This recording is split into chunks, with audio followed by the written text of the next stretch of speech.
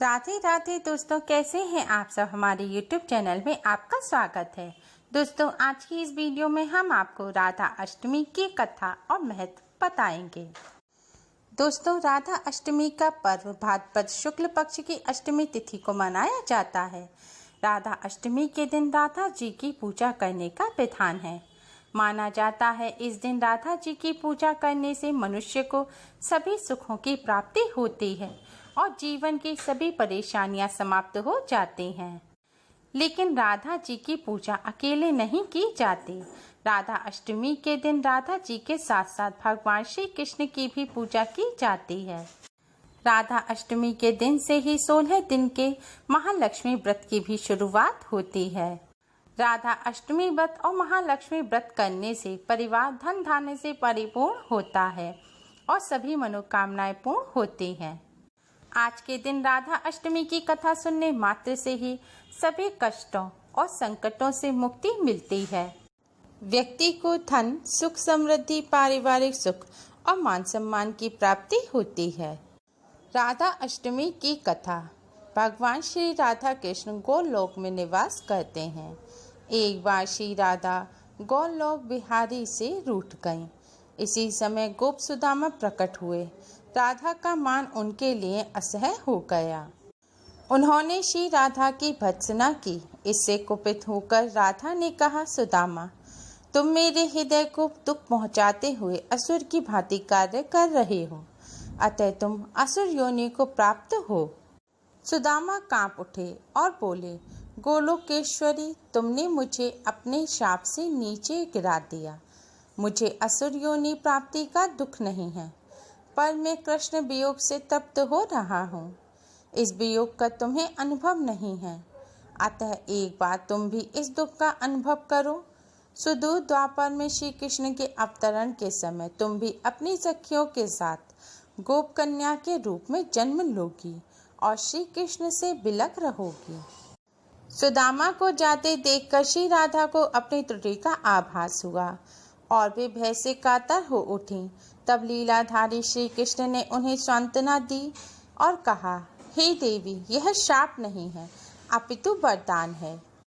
इसी निमित्त से जगत में तुम्हारी मधुर लीला रस की सनातन धारा प्रवाहित होगी, जिसमें नहाकर जीव अनंत काल तक कृत्य होंगे। इस प्रकार पृथ्वी पर श्री राधा का अवतरण द्वापर में हुआ। यह सब श्री राधा कृष्ण जी भगवान जी की ही लीला थी।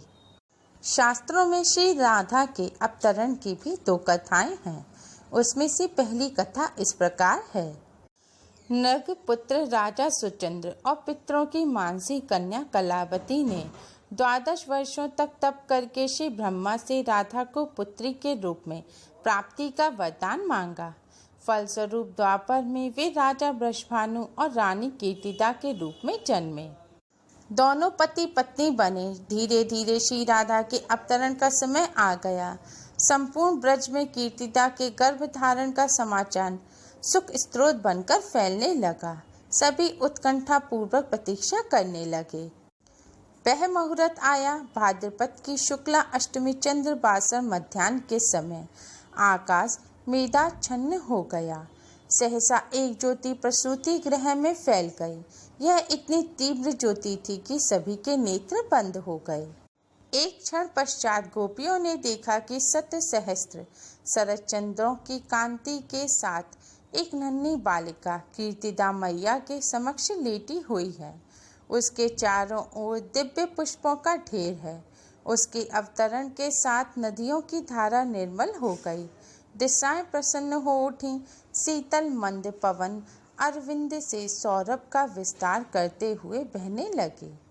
श्री राधा के अवतरण की पद्म पुराण में भी एक कथा मिलती है।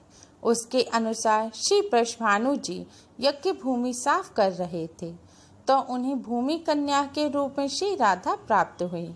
यह भी माना जाता है कि विष्णु के अवतार के साथ अन्य देवताओं ने भी अवतार लिया। वैकुंठ में स्थित लक्ष्मी जी राधा रूप में अवतरित हुई। कथा कुछ भी हो, कारण कुछ भी हो, राधा बिना तो कृष्ण है ही नहीं। राधा का उल्टा होता है धारा। धारा का अर्थ है करंट, यानी कि जीवन शक्ति। भागवत की जीवन शक्ति राधा है। कृष्ण देह है तो राधा आत्मा है। कृष्ण शब्द है तो राधा अर्थ है। कृष्ण गीत है तो राधा संगीत है। कृष्ण बंसी है तो राधा स्वर है। भगवान ने अपनी समस्त संचारी शक्ति राधा में समाहित की है। इसलिए कहते हैं, जहाँ कृष्ण राधा तहाँ, जह राधा तह कृष्ण, न्यारे निमिष न होत कहो, समुझी करहु यह प्रश्न। राधा नाम की महिमा अपरंपार है। श्री कृष्ण स्वयं कहते हैं, जिस समय मैं किसी के मुख से राग सुनता हूँ, उसे मैं अपनी भक्ति प्रेम प्रदान करता हूँ, और धा शब्द के उच्चारण करने पर तो मैं राधा का नाम सुनने के लोभ से उसके पीछे चल देता हूँ। राधा कृष्ण की भक्ति का कालांतर में निरंतर विस्तार हुआ है। श्री कृष्ण के साथ श्री राधा सर्वोच्च देवी रूप में विराजमान है। कृष्ण जगत को मोहते हैं और राधा कृष्ण को। श्री भागवत में राधिका प्रसंग, तीनों लोक के तारक, भगवान श्री कृष्ण को शरण देने की सामर्थ्य रखने वाला ये हृदय उसे आराधिका का है, जो पहले राधिका बने, इसके बाद कृष्ण की आराध्या हो गई। राधा को परिभाषित करने का सामर्थ्य तो ब्रह्मा में भी नहीं है। कृष्ण राधा से पूछते हैं, हे राधा, भागवत में आपकी भूमिका क्या होगी? राधा कहती है, मुझे कोई भूमिका नहीं चाहिए कान्हा, मैं तो तुम्हारी छाया बनकर रहूंगी। कृष्ण के प्रत्येक सृजन की पृष्ठभूमि यही छाया है, चाहे वह कृष्ण की बांसुरी का राग हो या गोवर्धन को उठाने वाली तर्जनी या लोकहित के लिए मथुरा से द्वारका तक की यात्रा की आत्मशक्ति। आराधिका में आ को हटाने से राधिका बनता है। इसी आराधिका का वर्णन महाभारत या श्रीमद् भागवत में प्राप्त है और श्री राधा नाम का उल्लेख नहीं आता। भागवत में श्री राधा का स्पष्ट उल्लेख न होने का कारण एक कथा यह भी है कि श्री सुखदेव जी को साक्षात श्री कृष्ण से मिलाने वाली राधा है और सुखदेव जी उन्हें अपना गुरु मानते हैं। कहते हैं, सुखदेव जी राधा जी के पास शुक रूप में रहकर राधा राधा का नाम जपते थे। एक दिन श्री राधा ने उनसे कहा कि हे शुक, तुम अब राधा के स्थान पर श्री कृष्ण का जाप किया करो। उसी समय श्री कृष्ण आ गए। राधा ने यह कहकर कि यह शुक बहुत ही मीठे स्वर बोलता है, उसे कृष्ण के हाथ सौंप दिया, अर्थात उन्हें ब्रह्म का साक्षात्कार करा दिया। इस प्रकार श्री राधा सुखदेव जी के गुरु, और वे गुरु का नाम कैसे ले सकते थे? कृष्ण के विराट को समेटने के लिए जिस राधा ने अपना हृदय का इतना विस्तार किया कि सारा ब्रज उनका हृदय बन गया। श्री राधा कृष्ण के प्रेम की था पाना संभव नहीं है। कुरुक्षेत्र में श्री राधा के आते ही समस्त परिवेश बदल जाता है। रुक्मणी जी गर्म दूध के साथ राधा को अपनी जलन भी देती हैं। कृष्ण स्मरण कर राधा उसे एक सांस में पी जाती हैं। रुक्मणी देखती हैं कि श्री कृष्ण के पैरों में छाले हैं, मानो गर्म खौलते तेल से जल गए हों। वे पूछती हैं, ये फफोले कैसे पड़े? श्री कृष्ण कहते हैं, हे प्रिय, मैं राधा के हृदय में हूँ। तुम्हारे मन की जिस जलन को राधा ने चुपचाप पी लिया, वही मेरे तन से फूटी है।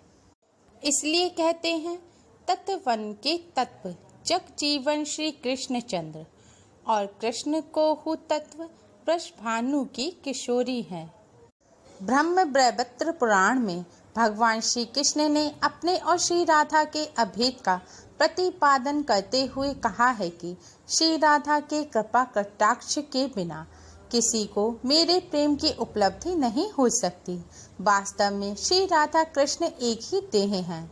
श्री कृष्ण की प्राप्ति और मोक्ष दोनों श्री राधा जी की कृपा दृष्टि पर ही निर्भर है। स्कंद पुराण के अनुसार राधा श्री कृष्ण की आत्मा है। इसी कारण भक्तजन सीधी साधी भाषा में उन्हें राधा रमण कहकर पुकारते हैं। पुराणों के अनुसार भगवान श्री कृष्ण स्वयं कहते हैं कि मैं राधा में और राधा मुझ में बसती है। यदि श्री कृष्ण के साथ से राधा को हटा दिया जाए तो श्री कृष्ण का व्यक्तित्व माधुर्यहीन हो जाता है। राधा के ही कारण श्री कृष्ण राशेश्वर हैं। भगवान श्री कृष्ण के नाम से पहले हमेशा भगवती राधा का नाम लिया जाता है।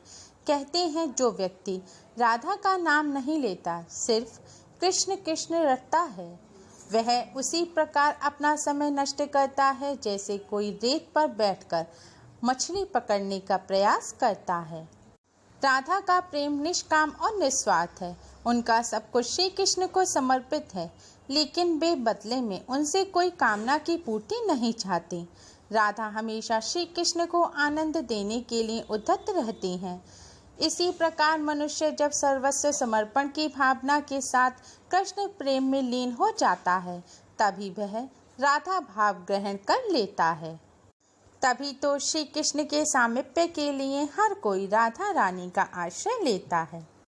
नारद पुराण के अनुसार राधा अष्टमी का व्रतों में सर्वश्रेष्ठ माना जाता है। जो मनुष्य राधा अष्टमी का व्रत नहीं करता, उस पर भगवान श्री कृष्ण की कृपा नहीं होती। अगर आपको हमारी ये वीडियो पसंद आई हो तो लाइक करना ना भूलें। हमारे इस वीडियो को अपने फ्रेंड्स और रिश्तेदारों में ज़्यादा से ज़्यादा शेयर करें, जिससे वह भी इसका लाभ उठा सकें। और हमारी और भी वीडियोस के लिए हमारे चैनल को सब्सक्राइब करना ना भूलें। Thanks for watching. Radhe Radhe.